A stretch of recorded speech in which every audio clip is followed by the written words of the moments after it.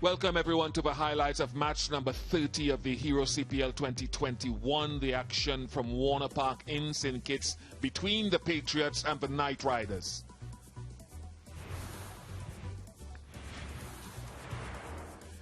A few changes on both sides.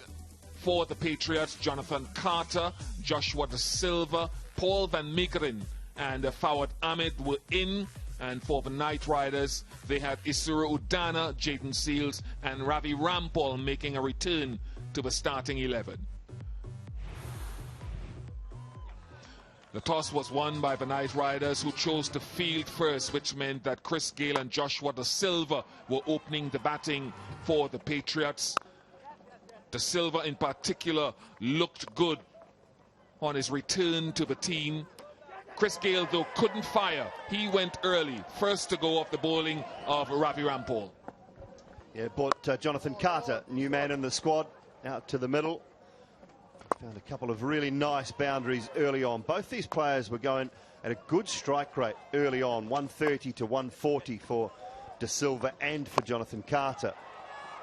Finding the boundaries, and everything was going quite nicely until this point in time. A couple of catches went down. Tim Seifert dropped that one, and then Isuru Udana put down one out on the square leg boundary as well.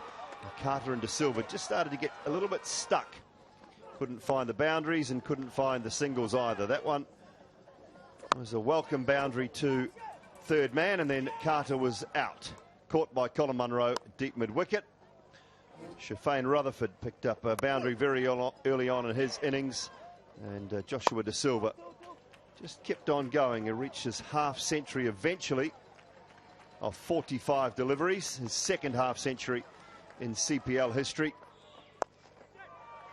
And it was Shafane Rutherford also at this stage was just struggling a touch. A slower ball from Ali Khan was the undoing of Da Silva, out in the end for exactly 50, 1-6-5-4s. And Rutherford and DJ Bravo set about trying to put a little partnership together.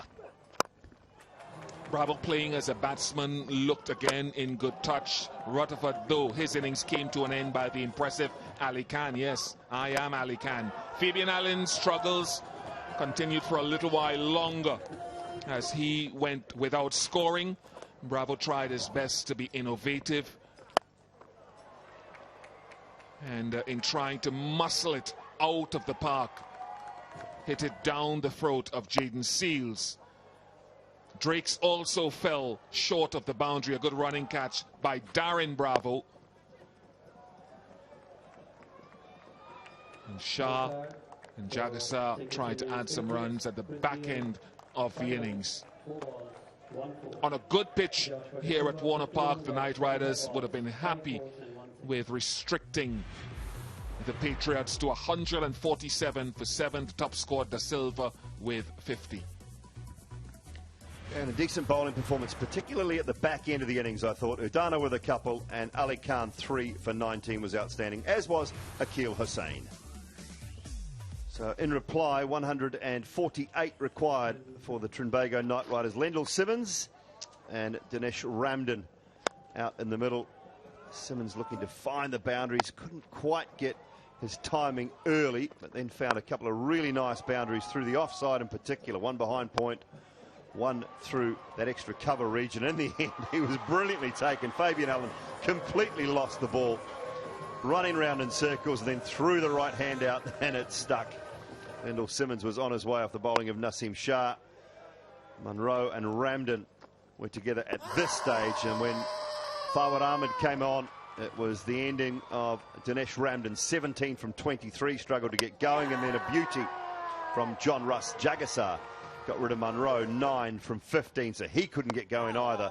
And it was the innings of Kyron Pollard which told us a little bit about his mood and a little bit about how he felt things were going prior to him coming out, I think, Ian Bishop.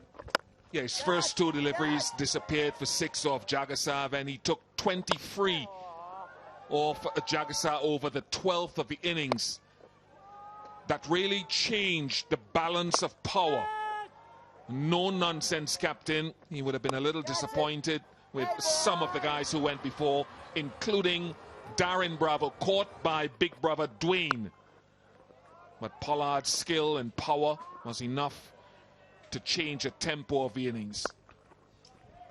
Yeah, he hit 5 maximums and 3 fours in his innings, did Kieron Pollard. The fastest 50 by a TKR player, beating the innings of Sekuge Prasanna, which was a 22-ball 100 prior to that. 22-ball 50, sorry, prior to that. And in the end, he got a good short ball from Drakes and managed to just cloth it to Naseem Shah, who took a good running catch. Seifert and Udana, a little partnership for them until Tim Seifert was undone, stumped nicely down the leg side by Joshua Da Silva. Just looking to switch feet, couldn't get the left one back quick enough. Da Silva was onto it. And in the end, Isuru Udana with a couple of really good blows over mid-wicket. 1 short ball, 1 full ball. Thank you very much for coming. He finished 25 not out of 16, and it was good enough to see the Trinbago Knight Riders home and qualification right at the top of the table. Celebrations all round. And a good win in their final encounter. It was the innings of Kieron Pollard that was the standout, along with the finish from Isuru Udana. 51 and 25 not out. 150 for 6. Bowling figures, Naseem Shah was good, as was Drakes. 2 for 16 for Fawad was brilliant.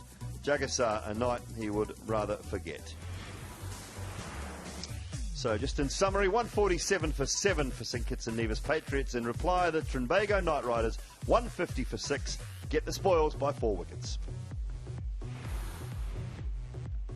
Thanks everyone.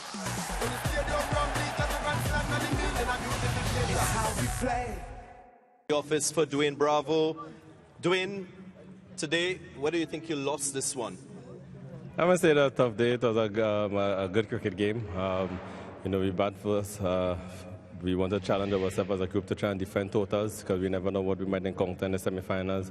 149, 147. Obviously, TK has a very good batting lineup, but I'm very happy with my team. We take the game down into the 19th over. Maybe an over that wasn't that big over of Pollard. I think is what changed the momentum into their favor. But it was a gamble. You know, I know Pollard would go after Jaggi, but it was an opportunity for me to try and get him out and put some pressure on them. But it didn't work, and that's cricket.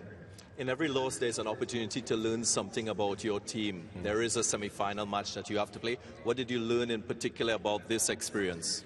Yeah, well, you're going to have some changes come the semi-final, so you're going to be a different group, you're going to be a different team. So at the end of the day, like I said, the 11 we put out, I'm very happy with the effort and the energy in the field, the ground feeling, in the catches as well.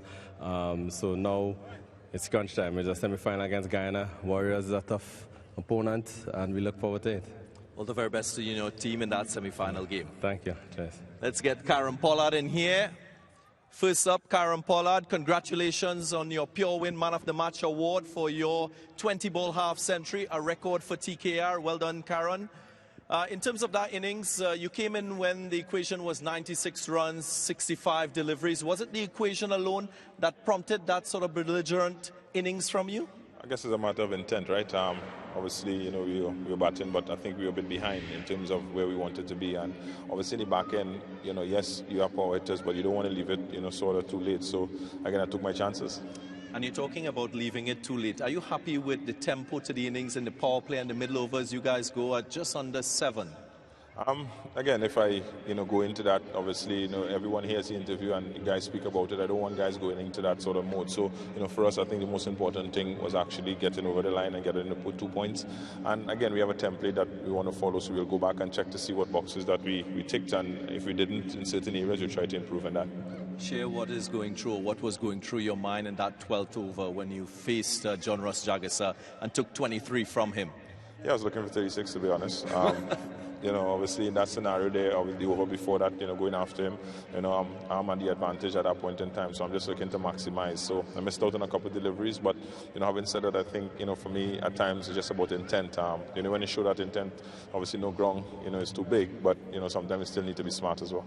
You finished first after the league stage. You now will play against the Kings in that semi-final match. Your views on that opposition?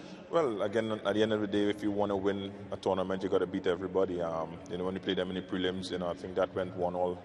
And they have been playing some very, very good cricket. They have some good players in their team, and you know, at the end of it, we can't take it for granted. The way how this tournament is structured, you know, now in the playoffs, you know, finishing first is irrelevant. I think the most important thing is coming out and playing a good game of cricket, you know, in all three facets, and you know, hopefully we can do that. Congratulations on your 4-wicket win. Congratulations on your pure win, Man of the Match award. Thank you. So get up and unite for your team. Give the best we've got. Guess how we play. Every bat, every pitch, every pond, every deal, every wicket, every slow. And the heart and soul and passion, and the culture, Caribbean blows. When playing from out all nation, with the team in a unification. When the stadium ram bleach at the grand stand, and the meaning of beautification. It's how we play.